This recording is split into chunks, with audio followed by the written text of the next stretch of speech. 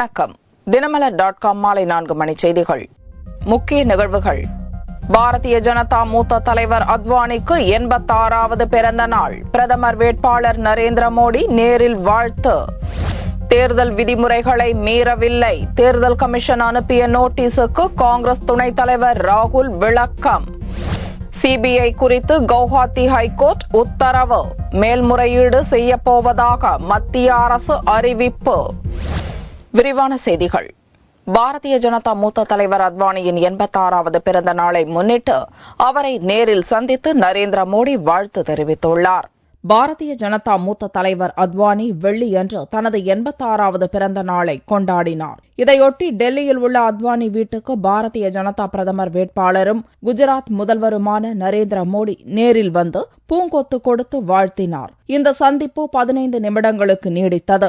அத்வானிக்கு Twitter மூலமும் பிறந்த நாள் வாழ்த்து கூறியுள்ள மோடி, பாரதிய ஜனதா கட்சியினருக்கு எப்போதும் ஊக்க சக்தியாக அத்வானி விளங்குவதாக புகழாரம் சூட்டியுள்ளார். வரும் 2014 லோக்சபா தேர்தலில் பாரதிய ஜனதாவின் பிரதமர் வேட்பாளராக மோடியை அறிவிக்க அத்வானி கடைசி வரை கடும் எதிர்ப்பு தெரிவித்தார். அதையும் மீறி கடந்த செப்டம்பர் மாதம் மோடியை பிரதமர் வேட்பாளராக பாரதிய ஜனதா அறிவித்தது. அதன் பிறகு RSS பாரதிய ஜனதா தலைவர்கள் சமரசத்தை தொடர்ந்து தான் பேசும் கூட்டங்களில் மோடிக்கு அத்வானி புகழாரம் சூட்டி வருகிறார். மோடியைப் போல பாரதிய ஜனதா தலைவர் ராஜ்நாத் சிங் உள்ளிட்ட கட்சியின் முக்கிய தலைவர்கள் பலரும் அத்வானிக்கு பிறந்த நாள் வாழ்த்து தெரிவித்துள்ளனர்.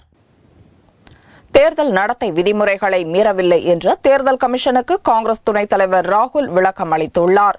சட்டசபை தேர்தல் நடக்கவுள்ள மத்திய பிரதேசம் மற்றும் ராஜஸ்தான் மாநிலங்களில் கடந்த மாதம் நடந்த பிரச்சார பொதுக்கூட்டங்களில் காங்கிரஸ் துணைத் தலைவர் ராகுல் பேசினார். உத்தரப்பிரதேச மாநிலம் முசாஃபர் நகரில் பாரதிய ஜனதா மத கலவரத்தை தூண்டிவிட்டதாகவும் முசாஃபர் நகர் கலவரத்தில் உயிரிழந்தவர்களின் குடும்பத்தினரை பயங்கரவாத பாதைக்குள் இழுக்க பாகிஸ்தானிய உளவு அமைப்பு முயற்சிப்பதாகவும் அப்போது ராகுல் பேசினார். ராகுலின் பேச்சு தேர்தல் விதிகளை மீறிய செயல் என்றும் அவர் மீது நடவடிக்கை எடுக்க வேண்டும் எனவும் பாரதிய ஜனதா சார்பில் தேர்தல் கமிஷனிடம் புகார் அளிக்கப்பட்டது. அதைத் தொடர்ந்து ராகுலின் பேச்சை ஆராய்ந்த தேர்தல் கமிஷன் நடத்தை விதிகளை மீறியதற்கு முகாந்திரம் இருப்பதால் தங்கள் மீது ஏன் நடவடிக்கை எடுக்கக்கூடாது என்று கேட்டு ராகுலுக்கு அக்டோபர் 31ஆம் தேதி நோட்டீஸ் அனுப்பியது. தலைமை தேர்தல் கமிஷனர் VS சம்பத்துக்கு வெள்ளியன்று காலை சீலிடப்பட்ட கவரில் ராகுல் தனது விளக்கத்தை அளித்தார். அதில் தேர்தல் நடத்தை விதிகளை மீறும் வகையில் தான் பேசவில்லை என்று கூறியுள்ளார். மதவாத அரசியல் பற்றியும் தனது விளக்கத்தில் விமர்சித்துள்ள ராகுல் தனது பேச்சில் மதவாதம் எதுவும் இல்லை என்றும் தெரிவித்துள்ளார். காங்கிரஸ் கட்சியின் கொள்கையை பற்றியே தான் பேசியதாகவும் காங்கிரசின் கொள்கைகள் திட்டங்களை பற்றி பேச தனக்கு சட்டப்படி முழு உரிமை இருப்பதாகவும் தேர்தல் கமிஷனுக்கு அளித்த விளக்கத்தில் ராகுல் கூறியுள்ளார். சிபிஐ உருவாக்கப்பட்ட விதம் சட்ட விரோதம் என்று கவுஹாத்தி உயர்நீதிமன்றம் பிறப்பித்த உத்தரவை எதிர்த்து உச்சநீதிமன்றத்தில் மேல்முறையீடு செய்யப்போவதாக மத்திய அரசு தெரிவித்துள்ளது. நாட்டின் பிரதான புலனாய்வு அமைப்பாக செயல்பட்டு வரும் சிபிஐ 2G ஸ்பெக்ட்ரம் மற்றும் நிலக்கரி சுரங்க ஊழல் வழக்குகள் மற்றும் பல முக்கிய வழக்குகளை விசாரித்து வருகிறது. இந்நிலையில் சிபிஐ உருவாக்கப்பட்ட விதம் சட்ட விரோதமானது என்று கவுஹாத்தி உயர்நீதிமன்றம் கடந்த புதன்கிழமையன்று அதிரடி உத்தரவு பிறப்பித்தது. போலீஸ் போல சிபிஐ செயல்பட முடியாது என்றும் சிபிஐ பதிவு செய்துள்ள வழக்குகள் சட்டப்படி செல்லாத நிலை ஏற்படும் என்ற சூழல் உருவாகியுள்ளது. கவுஹாத்தி உயர்நீதிமன்றத்தின் இந்த அதிரடி தீர்ப்பு மத்திய அரசுக்கு பெரும் நெருக்கடியை அளித்துள்ளது.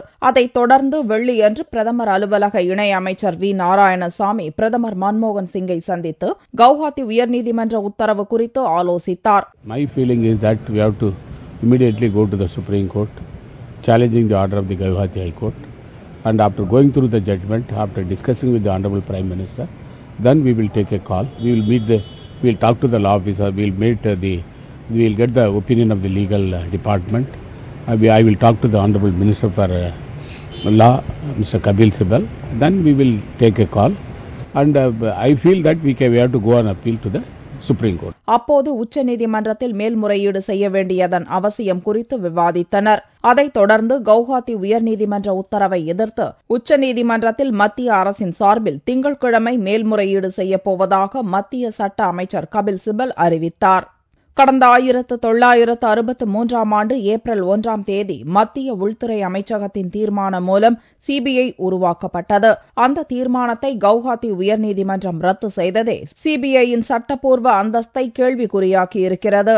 அசாமைச் சேர்ந்த BSNL ஊழியர் நவேந்திரகுமார் என்பவர் தன் மீது சிபிஐ வழக்கு பதிவு செய்ததை எதிர்த்தும் சிபிஐயே ஒரு சட்டவிரோதமான அமைப்பு என்று உத்தரவிடக் கோரியும் கவுஹாத்தி உயர்நீதிமன்றத்தில் வழக்கு தாக்கல் செய்திருந்தார் என்பது குறிப்பிடத்தக்கது. இலங்கை பிடியில் உள்ள 86 தமிழக மீனவர்களை உடனடியாக விடுவிக்க இலங்கை அரசை வலியுறுத்த வேண்டும் என பிரதமர் மன்மோகன் சிங்குக்கு முதல்வர் ஜெயலலிதா கோரிக்கை விடுத்துள்ளார்.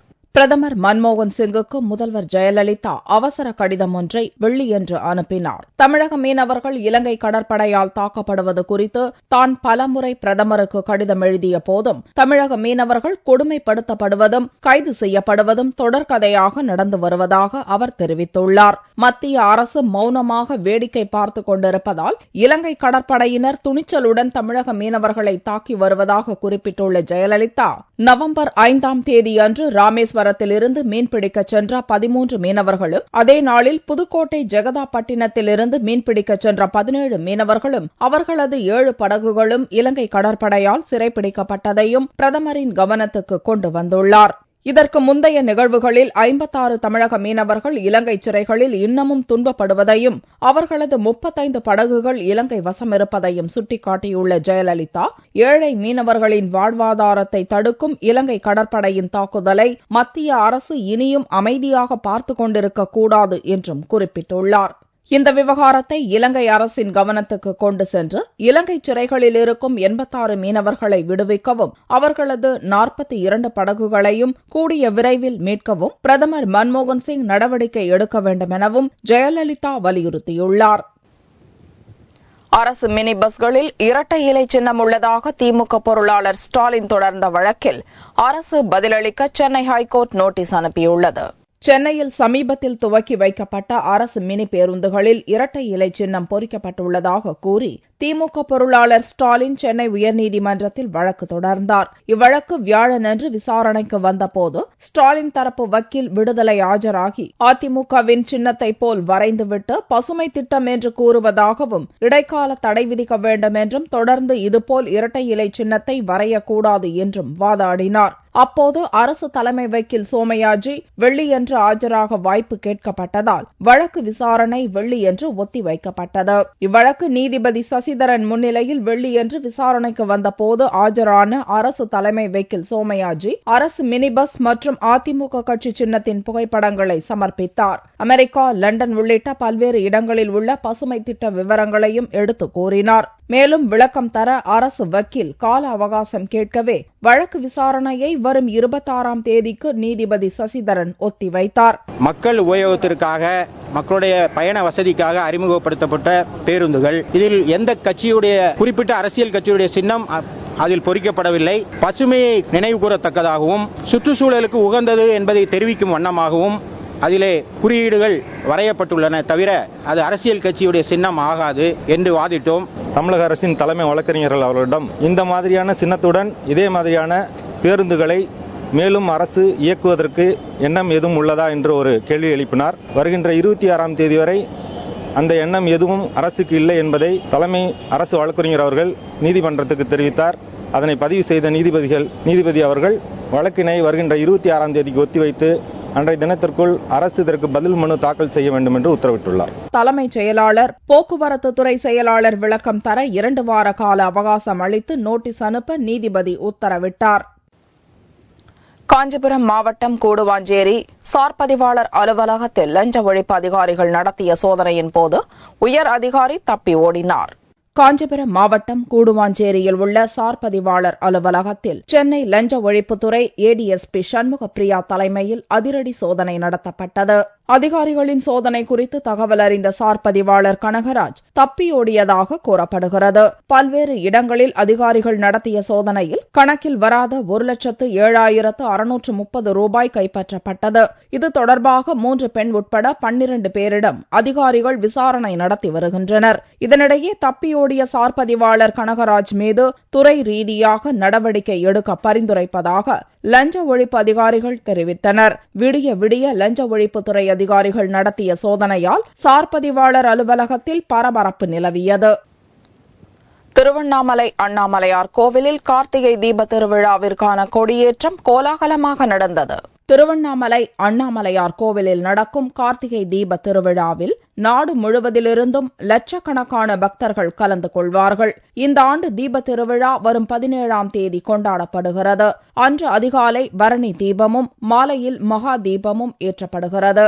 கார்த்திகை தீப திருவிழாவிற்கான கொடியேற்றம் வெள்ளிக்கிழமையன்று காலை ஆகம விதிப்படி நடந்தது.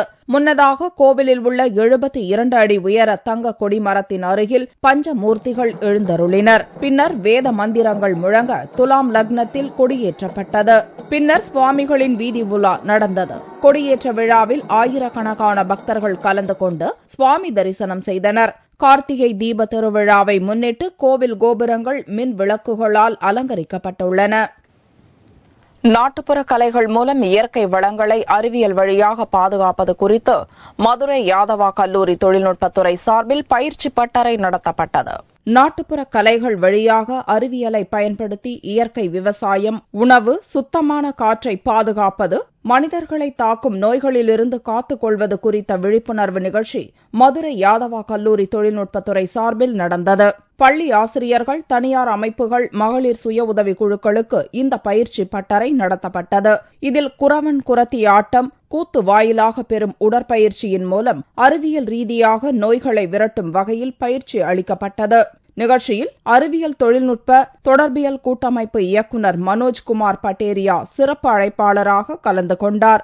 இந்த செமினார் மூலமா இங்க இருக்கக்கூடிய டீச்சர்ஸ் அவங்களுடைய ஸ்டூடெண்ட்ஸுக்கு, இப்ப நாங்களாம் கிராமப்புறங்கள்ல இருக்க மாணவர்களுக்கு சொல்லிக் கொடுக்கிறோம். அவங்களுடைய லாங்குவேஜ்ல அவங்களுக்கு புரிந்த எளிய நடையில நாங்க மாணவர்களுக்கு சொல்லிக் கொடுக்கும் போது அவங்களுடைய பெற்றோர்களுக்கு அவங்களுக்கு என்ன புரிஞ்சுச்சோ அதை ஒரு நாடகத்தின் மூலமாகவோ, ஒரு பாடல் மூலமா, இல்ல ஒரு வில்லுப்பாட்டு மூலமா, இல்ல ஒரு தெருக்கூத்து மூலமா நாங்க சொல்ற கருத்துக்களை அவங்க வீடுகளுக்கு எடுத்து சென்று படிக்காதவங்களும் இந்த கலைகள் மூலமா அறிவியல் செய்திகளை புரிஞ்சுக்கிறதுக்கு இந்த செமினார் ரொம்ப யூஸ்ஃபுல்லா இருக்கும். நாட்டுப்புற கலை நிகழ்ச்சிகள் மூலம் பல்வேறு அறிவியல் தகவல்களை மக்களிடம் வளர்ப்பதே தங்கள் நோக்கம் என நிகழ்ச்சி அமைப்பாளர்கள் விருப்பம் தெரிவித்தனர்.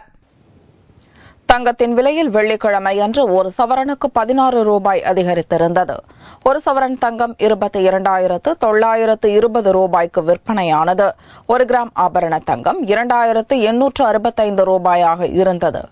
வெள்ளி 1 கிராமுக்கு 10 காசுகள் குறைந்து 52 ரூபாய் 40 காசுகளுக்கு விற்பனையானது. பார் வெள்ளியின் விலை 48,985 ரூபாயாக இருந்தது.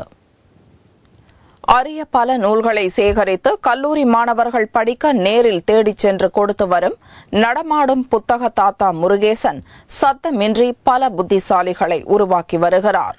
மதுரை மாவட்டம் தண்டலை கிராமத்தில் பிறந்த 73 வயதாகும் முருகேசன் தன்னிடம் உள்ள புத்தகங்களை கல்லூரி மாணவர்கள் படித்து பயன்பெற நேரில் தேடிச் சென்று வழங்கி வருகிறார். வீட்டிற்கு 9வது பிள்ளையாக 2வது வரை படித்த இவர் வறுமை காரணமாக தனது 14 வயதில் திண்டுக்கல்லில் மளிகை மற்றும் பழைய பேப்பர் கடையில் வேலை பார்த்து வந்தார்.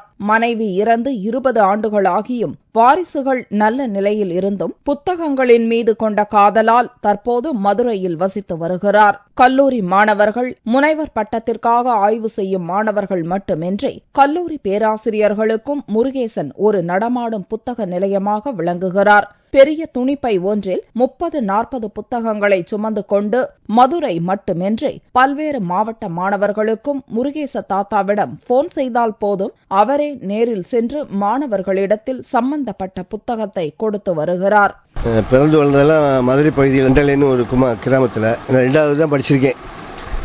சிறு வயசு புத்தகம் கைமாவே அலைவேன். ஒரு ஆர்வம், புத்தகம்லாம் என்னை தேடி தேடி வரும். எனக்கு சிறு வயசுலேருந்து இப்போ வரைக்கும் ஆசிரியர்களே நண்பர்கள் ஆனாங்க. நடமாடும் நூலகம்னே பேர். நான் கிட்டத்தட்ட 25 வருஷமாக நடத்திக்கிட்டு இருக்கேன். தமிழில் இலக்கியம் சார்ந்து சைவ சித்தாந்தம், வைணவம், இஸ்லாம், சீக்கியம், கிறிஸ்தவம், தமிழ் சார்ந்த எல்லா வகையான நூல்களும் என்கிட்ட இருக்கு. கவலையெல்லாம் இல்லாமல் இருக்கு இந்த புத்தகம் தான் காரணம். எங்கள் புத்தக தாத்தா இருப்பதால் நாங்கள் புத்தகங்களை அலைந்து திரிந்து தேடி வாங்க தேவையில்லை என்று MA தமிழ் படிக்கும் கல்லூரி மாணவிகள் பெருமிதம் தெரிவித்தனர். சிலபஸ்ல உள்ள அந்த பாடங்கள் நிறைய இருக்கு. இந்த பாடங்கள் எங்களுக்கு கிடைக்கல, இந்த புக்கு எங்களுக்கு கிடைக்கலன்னு தாத்தாட்ட சொன்னா, எந்த புக்குமா நீங்க எழுதி கொடுங்க, நாங்களும் அந்த புக்கை தேடி பிடிச்சி எடுத்துட்டு வரேன்னு சொல்லிட்டு ஒரு 2 நாளைக்குள்ள எங்களுக்கு நாளைக்கு வேணும், இல்லாட்டி நாள் கழிச்சு வேணும் அப்படின்னு சொல்லி அந்த டயத்திலேயே எங்களுக்கு கொண்டு வந்து கொடுக்கறது. மாணவிகள் மட்டுமின்றி புத்தக தாத்தாவால் படித்து பட்டம் பெற்ற சிவராமன் காமராஜர் பல்கலைக்கழகத்தில் பணிபுரிந்து வருகிறார். நாட்டுப்புற கலைகள் தொடர்பானது நான் படிச்சுக்கிருந்தேன். அப்போ அது தொடர்பான மெட்டீரியல் வேற எந்த யூனிவர்சிட்டிலையும் கிடைக்கல, வெளியில புத்தகமும் தேட முடியல. அந்த நேரத்தில் தான் ஐயா எனக்கு பழக்கமா இருந்தார். அப்பதான் ஐயாட்ட ஒரு வார்த்தை சொல்லப்பட்டு ஐயா அடுத்து 2வது நாளே எனக்கு ஒரு ஃபோன் பண்ணி நீங்க கேட்ட புக்கெல்லாம் என்கிட்ட இருக்கு, வந்து வாங்கிக்கோங்க அப்படின்னு சொன்னாரு. அதுல இருந்து ஒரு 13 ஆண்டு காலமா இதே மாதிரி நான் தொடர்பு கொண்டு என்னோட ஆய்வுகளை நான் மற்ற பல்கலைக்கழகங்கள், லைப்ரரி எல்லாத்துக்கும் போய் தேடினாலும் கிடைக்காத புக்கை பூரா ஐயா தேடி பிடிச்சு எடுத்துட்டு வந்துருவாரு. வறுமையால் பள்ளிக்கூடம் பக்கம் ஒதுங்க முடியாத முருகேசன் தாத்தா நடமாடும் புத்தக நிலையம் மட்டுமல்ல, நடமாடும் பல்கலைக்கழகம் என்று சொன்னால் மிகையாகாது. மீண்டும் செய்திகள் இந்திய நேரப்படி இரவு 8 மணிக்கு. வணக்கம்.